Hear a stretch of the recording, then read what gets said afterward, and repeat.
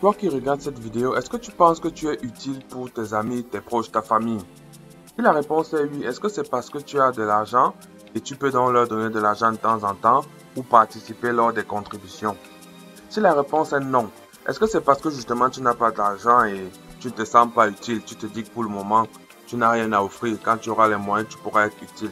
Dans cette vidéo, je vais déconstruire l'idée selon laquelle seuls ceux qui ont de l'argent sont capables de donner, d'être utiles. Et je vais montrer que tout le monde, quelle que soit sa situation, a quelque chose à offrir. À tout de suite. Nos attitudes et décisions affectent incontestablement notre devenir. Dans cette chaîne, nous partageons à travers des exemples certaines leçons visant à améliorer notre compréhension de nous-mêmes et de la société. Cette thématique doit certainement t'intéresser. N'hésite donc pas à donner ton avis sur cette vidéo à travers tes commentaires car personne n'a le mot d'emploi de la vie. Tu peux aussi cliquer sur j'aime, t'abonner à la chaîne et activer la cloche de notification pour être parmi les premiers à découvrir chaque nouvelle vidéo qui sera publiée. Dans nos sociétés, malheureusement, être utile a été rattaché à l'argent. L'argent a pris trop de valeur. Dans une famille, par exemple, on sait que c'est ceux qui ont de l'argent qui parlent. Quand on fait une réunion de famille, c'est ceux qui ont de l'argent qui décident, c'est eux qui prennent les décisions et c'est eux qu'on suit. Malheureusement, les autres qui n'ont pas l'argent se sentent inutiles et ça a dû développer des complexes. Certains même, chaque fois qu'il y a quelque chose à faire, ils se disent « je peux rien faire parce que moi j'ai pas de moyens ». Lors des cérémonies, par exemple, contribuer, lorsqu'on parle de contribuer pour une cérémonie, c'est équivalent à cotiser de l'argent. Ça fait que ceux qui n'ont pas de l'argent se sentent inutiles. Et ceux-là même aussi parfois ne se sentent même pas concernés parce qu'ils savent que je n'ai pas d'argent donc j'ai rien à faire. Aussi, lorsque dans notre entourage, on a une personne qui a beaucoup de moyens, on a tendance à croire que cette personne n'a plus besoin de rien parce qu'elle a déjà tout. Mais ça, c'est faux. C'est une mauvaise façon de penser. Parce qu'il faut savoir que même les gens qui ont de l'argent, ils ont des besoins. En réalité, on recherche dans la vie ce qu'on n'a pas. Quelqu'un peut avoir de l'argent, mais il a besoin de l'amour, il a besoin de la compagnie. En plus, l'argent seul ne sert à rien en fait. L'argent n'est qu'un bout de papier. Vous allez voir par exemple que pour organiser des cérémonies, on passe le temps à contribuer, à faire des contributions, à réunir de l'argent. Mais après, on va aller louer peut-être le service traiteur qui va faire la nourriture. On va aller louer des personnes pour faire le nettoyage. Pourtant, les personnes qui ont contribué pouvaient déjà le faire d'elles-mêmes. Alors, c'est important de comprendre qu'être utile n'est pas seulement une affaire d'argent. Quelle que soit votre situation, quel que soit votre statut, vous pouvez être utile. Il faut savoir donner et apprécier cela. Je vais prendre quelques exemples. Si vous êtes par exemple un enfant, vous êtes dans une maison, peut-être vous vivez avec vos parents ou avec d'autres parents.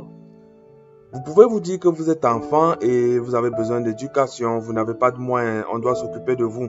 Mais non, ça c'est faux parce que vous avez aussi quelque chose à donner. Vous pouvez donner de votre temps, de votre énergie, peut-être pour faire les travaux à la maison, pour faire les tâches ménagères, assister la maman dans ses activités, assister le papa dans ses activités. Ça c'est une façon de donner.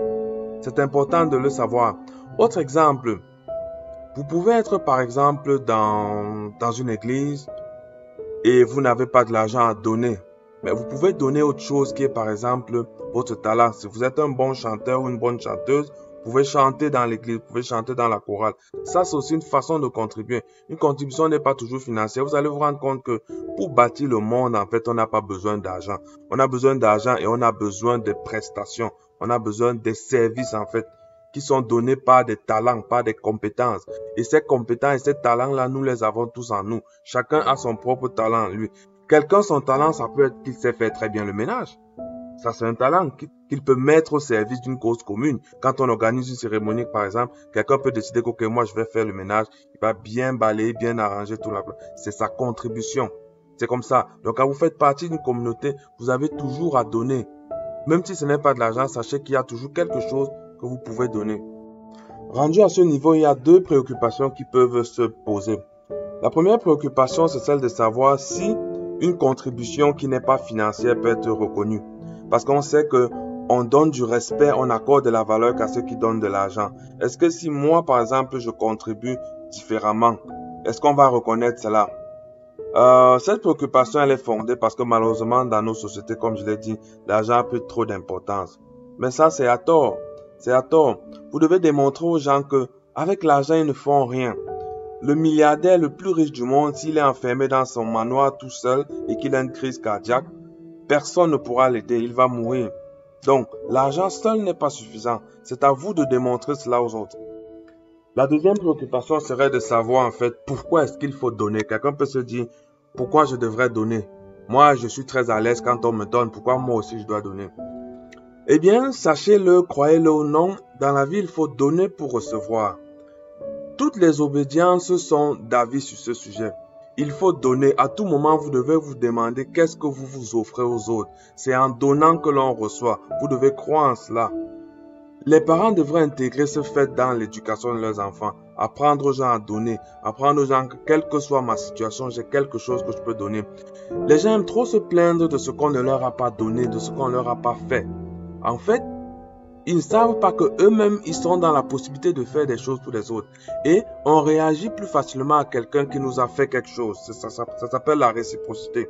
J'en parlerai certainement dans une autre vidéo.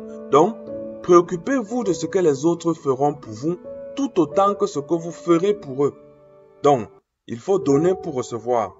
Et sachez que il y a des personnes qui estiment qu'elles n'ont rien à donner.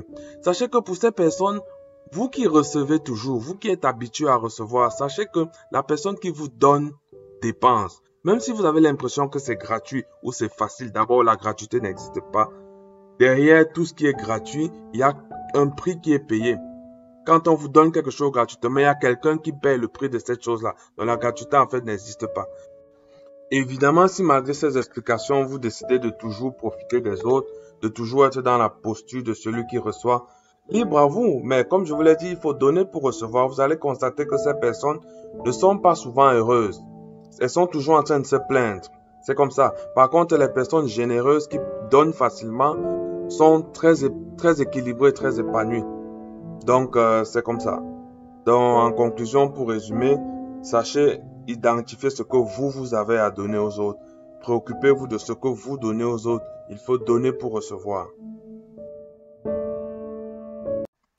C'est la fin de cette vidéo. Clique sur j'aime si elle t'a plu. Et n'oublie pas que ton avis compte, ton avis nous importe. Alors n'hésite pas à le donner dans la section des commentaires. Tu peux partager cette vidéo également dans tes réseaux, t'abonner à la chaîne et activer la cloche de notification. À bientôt pour de nouvelles vidéos sur de nouvelles thématiques.